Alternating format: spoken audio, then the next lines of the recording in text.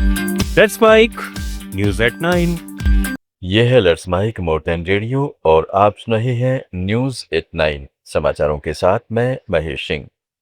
विदेश मंत्रालय ने आज स्टेट ऑफ हॉर्मुज में साइप्रस से चलने वाले व्यापारिक जहाज जीएफएस गैलेक्सी पर हुए हमले की निंदा की है। जहाज पर सवार 11 भारतीय क्रू मेंबर्स में से 10 को सुरक्षित बचा लिया गया है, जबकि एक भारतीय नागरिक अभी भी लापता है। भारत सरकार इस घटना को बेहद चिंताजनक मानते हुए लापता व्यक्ति की तलाश और बाकी क्रू की सुरक्षा के लिए ओमान की सरकार के साथ मिलकर तेजी से काम कर रही है। भारतीय दूतावास स्थिति पर नजर रखे हुए है और बचाव कार्यों में सक्रिय रूप से शामिल है। क्षेत्र में बढ़ते तनाव के बीच भारत ने समुद्री सुरक्षा और शांतिपूर्ण समाधान की अपील की है।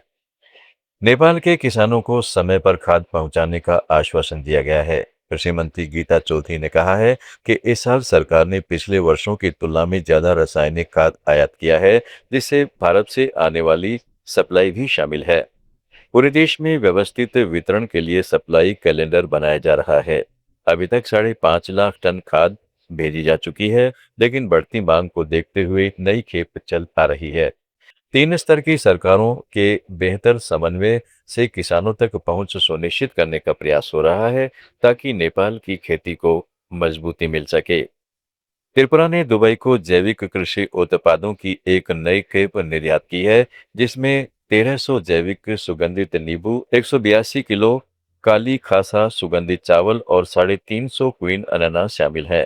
कृषि मंत्री रतन लाल नाथ ने अगरतला में झंडी दिखाकर इन्हें रवाना किया।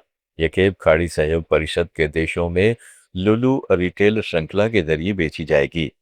इससे स्थानीय किसानों के लिए बेहतर अंतर्राष्ट्रीय बाजार खुल रहे हैं। यह शिपमेंट त्रिपुरा के जैविक खेती को वैश्विक आपूर्ति श्रृंखला में जगह दिला रहा है। इससे पहले राज्य ने जर्मनी को बहुत तेज छोटी तीखी मशहूर मिर्च धन्ना मरीच निर्यात की थी। कर्नाटक के बागेपल्ली में पाकिस्तानी पासपोर्ट रखने वाली मां और बेटे की जोड़ी को गिरफ्तार कर लिया गया है। सुरक्षा एजेंसियों ने संदिग्ध गतिविधियों की जांच के दौरान उन्हें पकड़ा। दोनों पाकिस्तान से संबंधित दस्तावेज लेकर भारत में थे। पुलिस अब विदेशी घुसपैठ तथा संभावित जासूसी के पहलुओं पर गौर कर रही है। गैंगस्टर लॉरेंस बिश्नोई को लेकर अमेरिकी न्याय विभाग ने साफ किया है कि वह बिश्नोई के प्रत्यर्पण की कोशिश करेगा।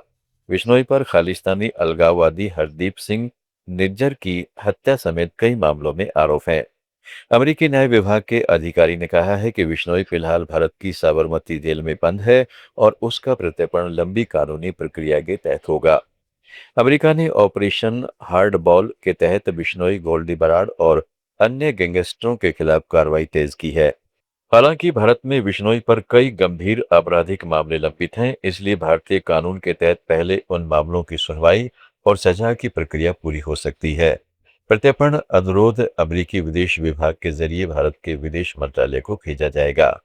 वियतनाम के फू कोक द्वीप के पास हुए स्पीड बोट हादसे में बचाए गए 16 भारतीय पर्यटक अस्पताल से छुट्टी मिलने के बाद भारत लौट रहे हैं, जबकि एक घायल का इलाज अभी भी जारी है। फूकवोक द्वीप के पास से एक स्पीड बोट पलट गई थी, जिसमें 32 भारतीय पर्यटक और 4 स्थानीय क्रू सदस्य सवार थे।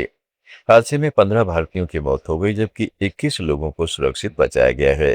भारतीय दूतावास ने बताया है कि अधिकांश घायलों को अस्पताल से छुट्टी मिल चुकी है और वे स्वदेश लौट रहे हैं। वहीं वियतनाम सरकार ने हादसे की जांच के आदेश दिए हैं और लापरवाही पाए जाने पर कड़ी कार्रवाई का भरोसा दिया है। भारत अगले सप्ताह संयुक्त राष्ट्र सुरक्षा परिषद की 2028-29 की अस्थायी सदस्यता के लिए अपना चुनावी अभियान शुरू करेगा। विदेश मंत्री एस जयशंकर न्यूयॉर्क स्थित संयुक्त राष्ट्र मुख्यालय में भारत की दावेदारी का औपचारिक ऐलान करेंगे। एशिया प्रशांत समूह की एक सीट के लिए भारत का मुकाबला ताजिकिस्तान से होगा। अगले साल जून में होने वाले चुनाव से पहले भारत वैश्विक स्तर पर समर्थन जुटाने की कोशिश तेज करेगा। इस दौरान जयशंकर संयुक्त राष्ट्र महासचिव एंटोनियो गुटरेस से भी मुलाकात करेंगे। भारत इस अभियान के जरिए खुद को विकासशील देशों की मजबूत आवाज और सुरक्षा परिषद में सुधार का समर्थक बताने पर जोर देगा। समाचारों में आज इतना ही। जुड़े रहें लेट्स माइक के साथ।